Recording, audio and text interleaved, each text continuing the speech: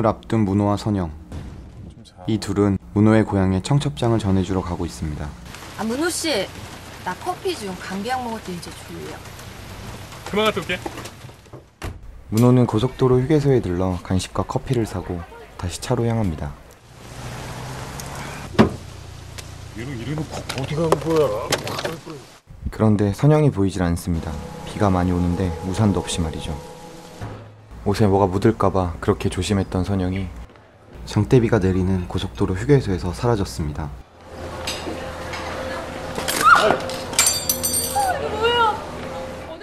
휴게소 어디에도 선영의 모습은 보이질 않고 다급함에 여자 화장실까지 들어가 보는데 화장실 바닥에서 선영의 머리핀을 발견합니다.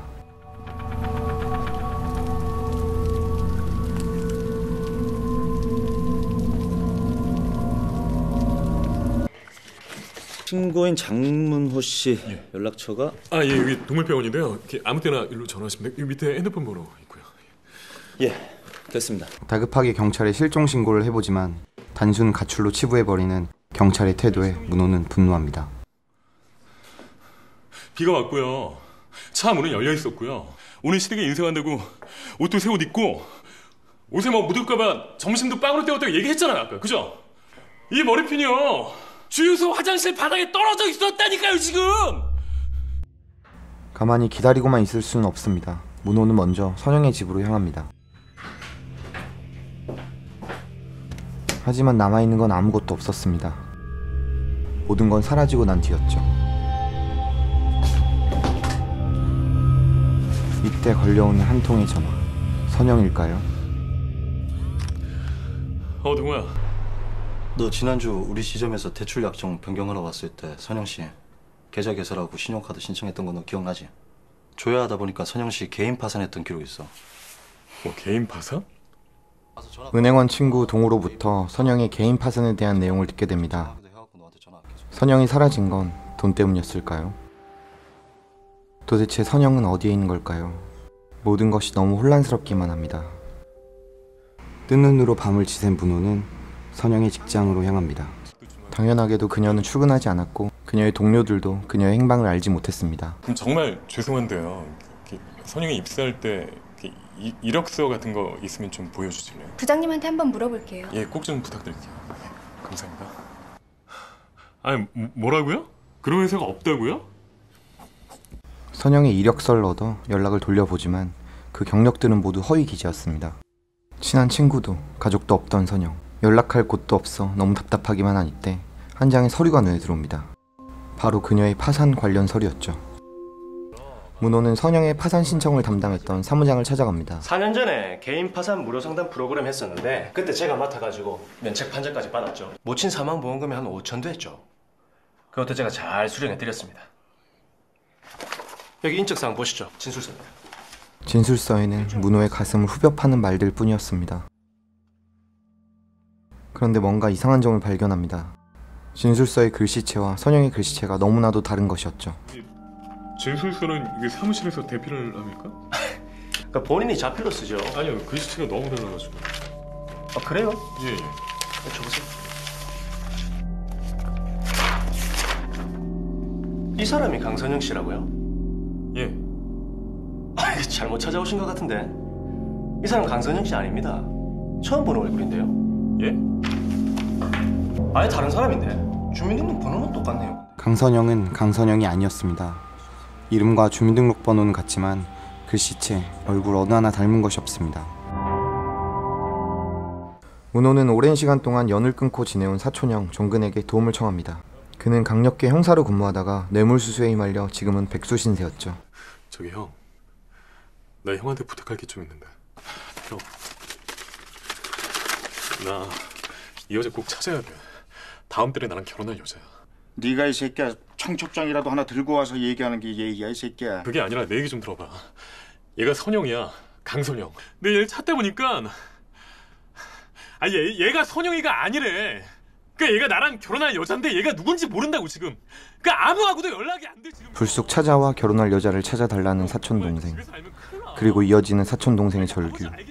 하지만 종근의 반응은 냉담하기만 합니다. 형 좀 도와줘. 부탁할 때 형밖에 없어. 이름 몰라가지고 경찰한테 말도 못해 지금. 아이씨, 무슨 얘기인지 하나도 모르겠네.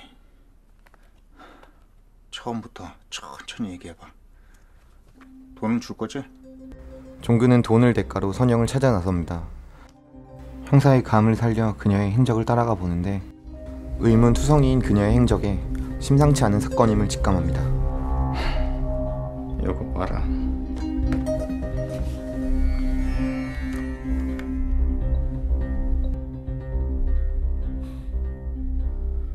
친구도 없고 가족도 없고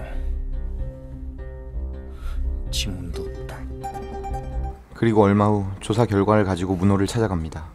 강선영은 2년 전 3월 달에 청파동 집과 당신 아가 전 술집에서 동시에 사라졌는데 2달 후 5월 2일에 지금 주소로 전입 신고가 돼 있어. 전혀 다른 강선영이 이사를 온 거지.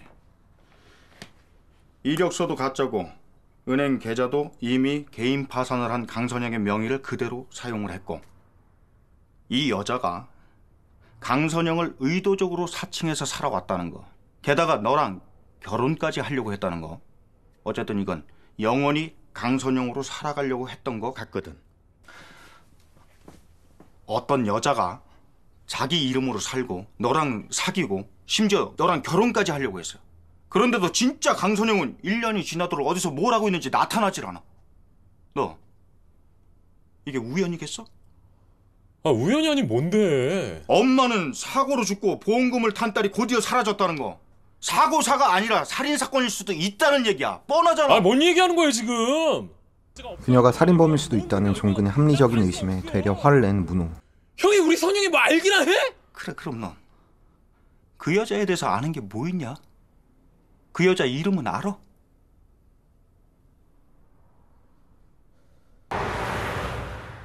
문호는 그녀가 학창시절을 보낸 제천으로 무작정 향합니다. 보신 적 없으세요? 선영 씨하고 수소문 끝에 그녀의 동창들을 만나게 되었고 여기 있네요. 졸업 앨범까지 확인해보지만 문호가 알던 선영은 선영이 아니었다는 것을 다시 한번 확인시켜주죠.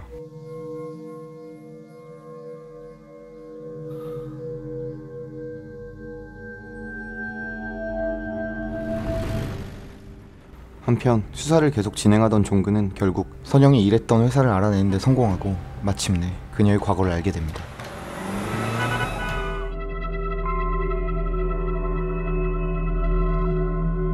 아이 뭐야? 그녀의 이름은 강선영이 아닌 차경선이었습니다.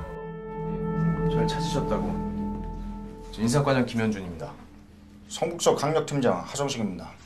협조 좀 해주셔야겠습니다. 종근의 수사 끝에 강선영, 아니 차경선의 전 회사에서 그녀가 다른 사람의 신분을 도용해 살아왔다는 증거를 입수하고 사건의 실마리가 풀리기 시작하는 줄 알았는데 그녀의 직장 상사로부터 뜻밖의 이야기를 듣게 됩니다. 차경선 회사 다닐 때 친했던 친구 없어요? 아마 없을 겁니다. 그 친구 처지가 워낙 그래서. 아니 처지가 뭐 어떻길래요? 어린 나이에 결혼 실패한 친구들이 원래 경계심이 많잖아요. 그녀가 결혼을 했을 뿐만 아니라 이혼까지 했던 사실을 알게 되죠.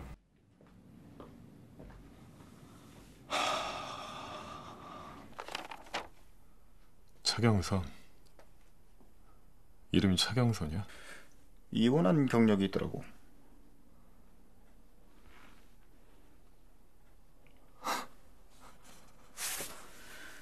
거기에 차경선은 강선영의 어머니가 죽던 날 병가를 냈었던 사실을 알려주게 되고 차경선이 살인범일 수 있다는 사실을 다시 한번 알려주며 그만 그녀를 잊으라고 합니다. 페인처럼 지내는 문호. 아직 빼지 않은 반지가 문호의 마음을 말해주는 것 같습니다. 사람 죽이는 인간들을 네가 몰라서 그래. 했잖아. 누구 보고 살인자래? 씨발 증거 없어요. 증거 없다고. 대체 시체도 없는데 누가 누굴 죽였다는 거야? 왜 이래 나한테?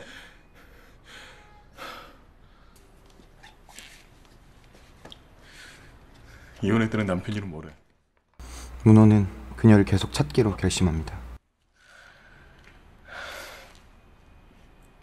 나 한번 만나볼래. 어떤 사람인지 보고 싶어. 네, 안녕하세요. 네, 안녕하세요. 반갑습니다. 네, 어서 오세요. 몇 분이세요? 죽었을지도 모른다고 생각했는데 예? 아 그냥 습관이 됐어요. 혹시라도 모르는 사람 전화오고 그러면 이제 그 여자 결국 죽었구나 뭐 그런 생각이 들더라고요.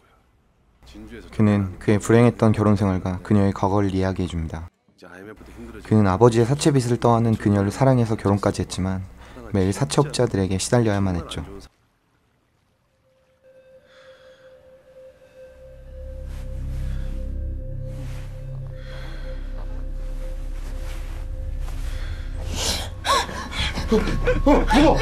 먹어!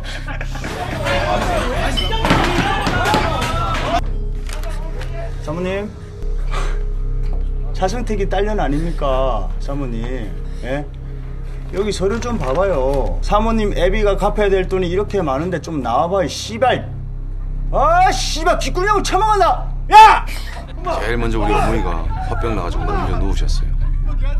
그냥 미치겠더라고요. 이혼하고 바로 어머니 돌아가셨어요. 계속 찾으실 겁니까? 예. 그래야죠. 그는 문호에게 그녀의 마지막 행선지를 알려줍니다. 그녀가 향한 곳은 친한 언니가 있는 마산. 하지만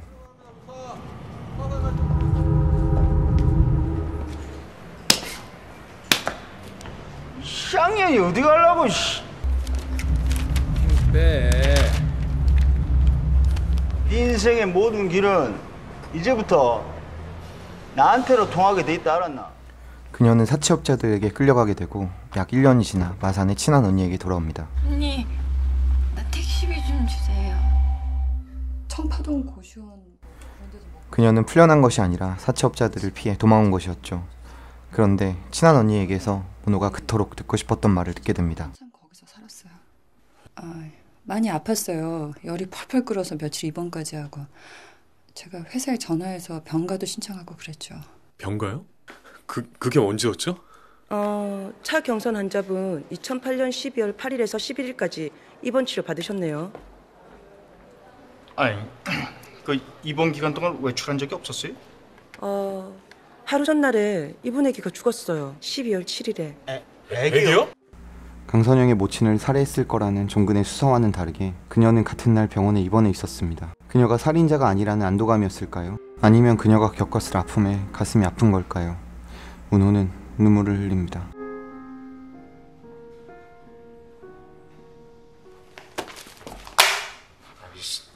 거봐, 제천에 가지도 않았잖아. 안 갔잖아.